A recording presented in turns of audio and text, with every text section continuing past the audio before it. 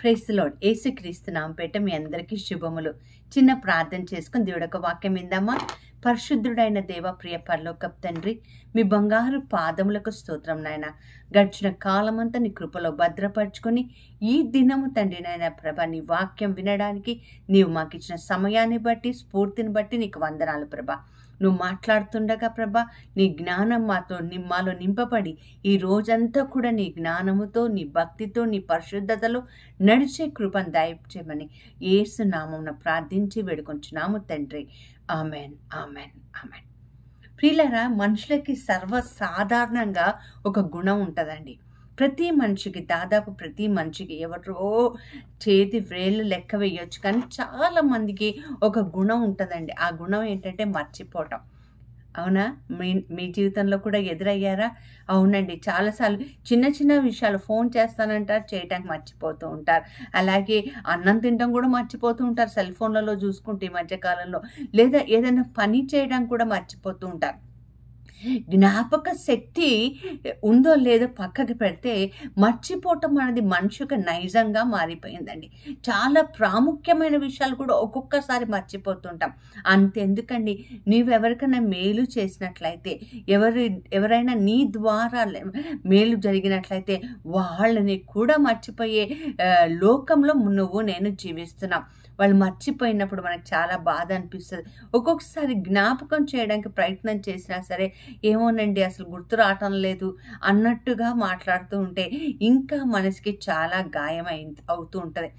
నా జీవితంలో ఇలాంటివి చాలా జరిగి ఉంటాయి కదా. మర్చిపోవటం అన్నది మనుషుల సహజమైన గుణంగా ఈ మధ్యకాలంలో మారిపోయింది. ఈరోజు చెప్పింది రేపటికి ఉండటం లేదండి. ఇంకేదన్నా అంటే మర్చిపోయామండి అంటాం. ఈ మర్చిపోయేది అన్నది పెద్దవాళ్ళలో వయసు పెరిగిన కొద్దీ వచ్చిన వృద్ధాప సమస్య కాదండి. లేదండి, యవ్వన కాలంలోనే పిల్లలుగా ఇన్ఫెంట్స్గా ఉన్నప్పుడు కూడా ఒక్కొక్కసారి మర్చిపోతూ ఉంటారు. ఒక్కొక్కసారి చిన్నపిల్లల్ని టిఫిన్ బాక్స్ అన్నం ఎందుకు తినలేదు అని అడిగితే ఐ ఫర్గాట్ అంటారు, నేను మర్చిపోయాను అంటే అన్నం తినటం కూడా మర్చిపోతుంటారు. తోటి వాళ్ళు పక్కన తింటూ ఉన్నా కూడా ఈ అబ్బాయికి కానీ అమ్మాయికి కానీ తినాలన్న ఆలోచన రాదండి. కారణం ఏంటంటే ఏకాగ్రత ఉండదు, ఇంట్రెస్ట్ ఉండదు, తినాలి అన్నది ఉండదన్నమాట. నా జీవితంలో ఇలాంటివి అనుభవించినప్పుడు ఎవరైనా నేను మర్చిపోయారేమో, నీ బంధువులు కావచ్చు, నీ స్నేహితులు కావచ్చు, నీ చుట్టుప్రక్కన వాళ్ళు కావచ్చు, నీ నుండి లాభం పొందిన వారు కావచ్చు, చాలా మర్చిపోయారేమో, నువ్వు చాలా బాధల్లో ఉన్నావేమో. అందుకే పరిశుద్ధాత్మ దేవుడిలో జ్ఞాపకం చేస్తూ ఉంటాం. మీకు ఒక విషయం చెప్పదలుచుకున్నానండి. మనము చేసే మంచి మర్చిపోతారు, కానీ మనం ఒక్కవేళ ఏదైనా అనరాని మాట నోరు జారామా అనుకోండి, లేదైనా ఒక పని చేసామా అనుకోండి, జీవిత కాలం అంతా జ్ఞాపకం చేసుకుంటుంటాం.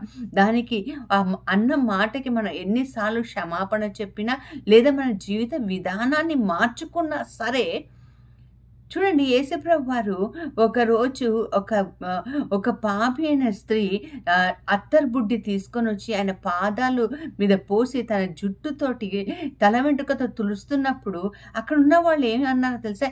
ఈమె ఎవరో తెలిస్తే ఆ పని చేయనిచ్చేవాడు కాదు అని అన్నారు.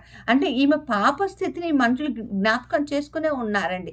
ఆమె బాగుపడ్డదని, పరిశుద్ధంగా మారాలని ప్రయత్నం చేస్తుందని, తన జీవితం, ఆ పాత జీవితం, రోత జీవితం వద్దనుకుంటుందన్న సంగతి కూడా వీళ్ళు ఇంకా జ్ఞాపకం పెట్టుకుని ఉంటారు. అందుకనే యేసుప్రభు ఆమెను చూసి ఆమె గురించి అంటారు కదా, ఈమె ఏం చేస్తుందో మీలో ఎవరికి జ్ఞాపకం ఉండదు. ప్రియులారా, మనుషులు మర్చిపోతూ ఉంటారు. మరి దేవుడు నిన్ను మర్చిపోయాడా? దేవుడు నిన్ను మర్చిపోయాడా? ఈరోజు వాక్యంలో దేవుడు నాతో డైరెక్ట్గా మాట్లాడే మాట ఇదే వాక్యంతో నాకు ఉదయం లేపాడండి. ఏమని మాట్లాడుతున్నంటే, యెషయా గ్రంథం 49వ అధ్యాయం 15-16 వచనాల్లో, స్త్రీ తన గర్భమున పుట్టిన బిడ్డను కరుణింపకుండా తన చంటి బిడ్డను మరచునా, వారైనా మరచుదురు కానీ నేను నిన్ను మరవను. చూడు, నా అరచేతుల మీద నేను చెక్కి ఉన్నాను. ఇది ఒకసారి చదువుతున్నానండి బైబిల్లో. చాలా సందర్భంలో చూడు, నీ పేరు నా అరచేతుల్లో చెక్కి ఉన్నానని ఎందుకో నాకు జ్ఞాపకం ఉంది. కానీ ఈరోజు చదువుతూ ఉంటే నన్నే అరచేతుల్లో చెక్కుకొని ఉన్నాడట. నన్నే చెక్కుకొని ఉన్నాడంటే దాని అర్థం ఏంటండి? నా పేరు కాదండి, నా ముఖం, నా ఫేస్, నా నా జీవితాన్ని ఆయన అరచేతిలో చెక్కుకున్నాడు. హల్లెలూయా. ఈరోజు ఎవరు నిన్ను మర్చిపోయినా, స్త్రీ తన పసికందును మర్చిపోతుందేమో కానీ, పాలిచ్చే బిడ్డను కూడా మర్చిపోతుందేమో కానీ, నేను నిన్ను మరవనని దేవుడు మనతో చెప్తున్నాడు. ఎంత చక్కటి మాట. మరవని దేవుడు మనకి ఏం చేస్తాడు అంట, ఎందుకు మర్చిపోడు అని అంటున్నాడు. Why the god will not forget అని అంటే, ఇక్కడ చూడండి యెషయా 44లో 21-22 వచనాల్లో, యాకోబు ఇజ్రాయేలు వీటిని జ్ఞాపకం చేసుకొనుము, నీవు నా సేవకుడవు, నేను నిన్ను నిర్మించితిని. ఇజ్రాయేలు, నీవు నా సేవకుడవై ఉన్నావు, నేను నిన్ను మర్చిపోజాలను. ఎందుకు దేవుడు మర్చిపోడంట? మనం ఆయన సేవకులమై ఉన్నామని, ఆయన బిడ్డలమై ఉన్నామని, ఆయన చేత పిలువబడిన వారమై ఉన్నామని. అందుకనే నా గొర్రెలు నా స్వరాన్ని వింటాయి, నా గొర్రెలు ఒక్కటిని కూడా నేను మరవనని మనం యోహాను సువార్తలో ప్రభు చెప్పినట్టుగా మనం వింటాం. సో నువ్వు సేవకుడవైతే, సేవకురాలవైతే, విశ్వాసివైతే, దేవుడు యొక్క బిడ్డవైతే, నీ దేవుడు నేను ఎట్టి పరిస్థితుల్లో కూడా మర్చిపోడండి. నా జీవితంలో నేను నేర్చుకున్నది ఏంటంటే, కన్నీటిని చూసి దాటిపోయే దేవుడు కాదు, హృదయ వేదన చూసి పక్కకు తిరిగే దేవుడు మన దేవుడు కాదు. నేను మర్చిపోనని చెప్తున్నాడు. అంతేకాకుండా 139వ కీర్తన 16-17 వచనాల్లో ఎప్పుడు చూశాడంట మర్చిపోకుండా ఉండడానికి, నీవు పిండంగా ఉన్నప్పుడే నేను చూసింది, నియమించిన దినములు ఇంకా ప్రారంభం కాక మునిపే నేను నా జీవ గ్రంథంలో రాసుకున్నాను. చూడండి, ఇక్కడ ఒక మనిషి మేలు చేశాడు. మేలు పొందిన వ్యక్తులు ఏ విధంగా మర్చిపోతారో ఈరోజు మనం ఒక వాక్యాన్ని చూద్దాం. మన ఆదికాండం 39వ అధ్యాయంలో మనం చూసినట్లయితే 7వ వచనంలో పోతీఫర్ భార్య మరి యోసేపు మీద కన్నేస్తుందండి. యోసేపు గారి చరిత్ర మనకు అందరికీ తెలుసు కదా. యోసేపుని వాళ్ళ అన్నల అసూయ చేత మరి వాళ్ళు ఆయనను వదిలేస్తే, తర్వాత యోసేపు ఐగుప్తుకు వెళ్ళిపోతే అక్కడ పోతీఫర్ వాళ్ళ ఇంట్లో ఉంటే, ఈయన దేవుడినతో తోడై ఉన్నాడని ఎరిగిన ఆ యజమానుడు ఆయనను అన్నిటి పని మీద అధికారం ఇచ్చేశాడు. He was holding a good post అక్కడ. ఎందుకంటే దేవుడు తోడై ఉన్నాడు, మంచివాడిగా ఉన్నాడు. నువ్వు మంచివాడిగా నమ్మకస్తుడుగా ఉంటే అందరు కూడా నీకు పనులు ఇచ్చేస్తూ ఉంటారు కదండి. యోసేపుకి కూడా అదే జరిగింది. కానీ అందగాడుగా ఉన్నాడు, యవనస్తుడుగా ఉన్నాడు. ఆడమే అంటే పోతీఫర్ భార్య అతనితో పాపం చెయ్యాలని ఆలోచన వచ్చి ఆయనని రా పాపం చేద్దామని, ఆయన లేడు బయటికి వెళ్ళాడు, రా పాపం చేద్దామంటుంది. ఆయన అన్నాడు కదా, చూడమ్మా, నీతో పాపం చేస్తే నేను దేవుడి పట్ల ద్రోహం చేసినట్లు కాదా అని చెప్పి ఆమెను తప్పించుకుంటూ ఉంటే, వాక్యం చెప్తుంది ప్రియులరా, ఆయన ఎటు తప్పించుకుంటే అటు వెళ్ళి ఆయనని కవ్విస్తుంది ఆమె. ఒక రోజు రెడ్ హ్యాండెడ్గా ఆమె పట్టేసుకుంది. ఆయన వస్త్రాన్ని తీసేసుకొని పరిగెత్తుతున్నాడు పాపం చేయకుండా ఉండడానికి. వస్త్రాన్ని పట్టుకుంది. ఈమెకి కోపం వచ్చింది, రోషం వచ్చేసింది. ఏంటి, నేను పిలిస్తే రాడా అనేసి ఆయనను ఎలాగన్నా పగ తీర్చుకోవాలని చెప్పి అక్కడ పోతీఫర్ రాగానే, ఇదిగో నువ్వు వచ్చిన ఈ ఐగుప్తుడు చూడు, ఇలా పాపం చేయమన్నాడు, ఇగో నేను పట్టేసుకున్నాను, వస్త్రాన్ని వదిలేసి వెళ్ళిపోయాడని ఒక అబద్ధం చెప్తుంది. అతన్ని జైల్లో వేస్తారు. జైల్లో వేసిన తర్వాత కూడా దేవుడు అతనికి తోడై ఉన్నాడని బైబిల్ చెప్తుంది. ఈ జైల్లో మన ఆదికాండం 40వ అధ్యాయంలోకి వచ్చేస్తే, నేను కథలాగా మీకు చెప్తున్నాను, సమయం తక్కువగా ఉంది కాబట్టి. ఇద్దరు వ్యక్తులండి.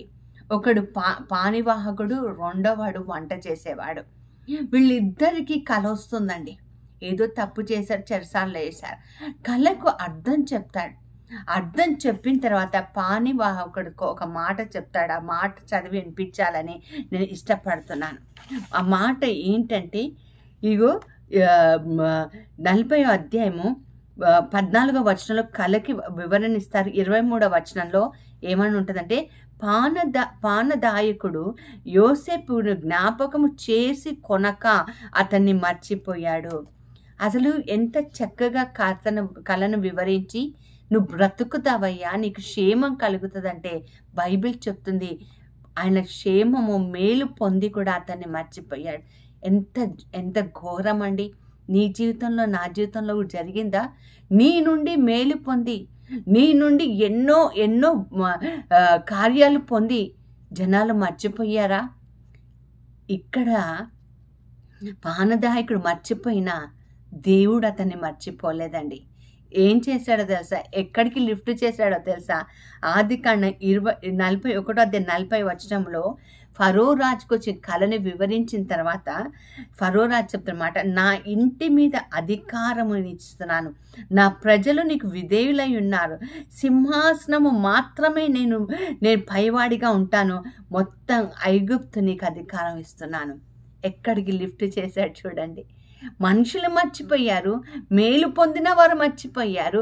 పాపం చెయ్యలేదని స్త్రీ ఆయన మంచితనాన్ని జ్ఞాపకం చేసుకోకుండా పిచ్చిగా అతన్ని జైల్లో వేసింది. అయినప్పటికీ కూడా పోటిఫర్కి తెలుసు ఆయన మంచోడని, అయినా కూడా భార్యను సపోర్ట్ చేసి ఒక్కొక్కసారి నిన్ను మర్చిపోవడానికి చాలా మందిని మనుషులు ఏర్పాటు చేసుకుంటారు. ప్రియులారా, దేవుడు యోసేపుని మర్చిపోలేదు, ఎంత ఉన్నతంగా లేవనెత్తాడు ఇక్కడ రాయబడి ఉంది. అందుకని మనం చూసాం ద్వితీయోపదేశకాండం 31:8 వచనంలో, నీ ముందర నడిచి యెహోవా నీకు తోడై ఉన్నాడు, ఆయన నిన్ను విడువడు ఎడబాయుడు, భయపడకు విస్మయం పొందకు. నువ్వు భయపడద్దు. నీ తల్లిదండ్రులు నిన్ను మర్చిపోతారేమో కదా, నీ తండ్రి నిన్ను మర్చిపోతాడేమో, నేను నిన్ను మర్చిపోను. మనుషులు మర్చిపోయారని ఏడుస్తున్నావా? ఈరోజు నువ్వు మంచి చేస్తూనే ఉండు, దేవుడు మర్చిపోడు, నిన్ను విడువడు ఎడబాయడు. ఆ దేవుడు నీకు తోడై ఉన్నాడు. నేను మరువని దేవుడు నిన్ను ఉన్నతంగా లేపుతాడు. అలాంటి కృప దేవుడు మనకు దయచేయునుగాక. స్తోత్రం నాయన. పరిశుద్ధుడా ప్రభువానికి వందనాలు, గొప్పవాడా నీకు వందనాలు. అవును ప్రభా, పరిస్థితులు తారుమారైనప్పుడు మనుషులు మమ్మల్ని మర్చిపోతారు ప్రభా. ఏదో ఒక చిన్న తప్పు మా నుండి జరిగినప్పుడు మేము చేసిన చాలా మేలులను కూడా మర్చిపోతుంటారు ప్రభా. కానీ ఈరోజు స్త్రీ తన పసికందుని మర్చిపోతాం, కానీ నన్ను మరవనన్నావు ప్రభా. ఎందుకంటే నువ్వు నా సేవకుడవై ఉన్నాను. ఇజ్రాయేలు నిన్ను మర్చిపోజాలని అన్నావు నాయన తండ్రి, నీకు వందనాలు. యోసేపును జ్ఞాపకం చేసుకున్నట్టుగా తండ్రి ప్రభా, అవన్నీ నీతి కార్యాలు నిన్ను అనుసరిస్తున్న ప్రతి బిడ్డను జ్ఞాపకం చేసుకొని తండ్రి ప్రభా, ఎక్కడైతే తొక్కబడ్డామో, ఎక్కడైతే మర్చిపోయే స్థితిలోకి వెళ్ళిపోయామో అక్కడ ప్రభా మమ్మల్ని లేవనెత్తమని యేసు నామమున ప్రార్థించి వేడుకొంచున్నాను తండ్రి. Amen, amen, amen. ఒకటి చెప్పనా, దేవుడు నేను మర్చిపోలేదు. God bless you all.